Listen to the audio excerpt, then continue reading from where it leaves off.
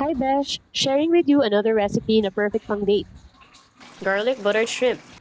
First, soak natin ang shrimp sa lemon soda para fresh at mag-incorporate ang lasa. Magtunaw ng 1 stick ng butter. All because you deserve someone butter.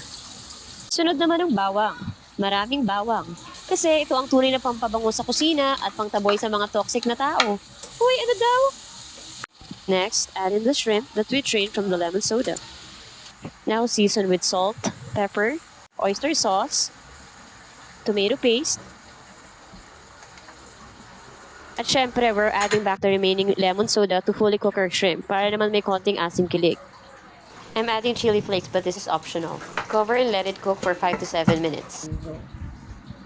Add in the corn and onion leeks for garnish. And we're done! Ito na mga besh, garlic buttered shrimp na masarap. Bagay sa'yo na gutom sa pagmamahal. Char! Peace! Follow for more!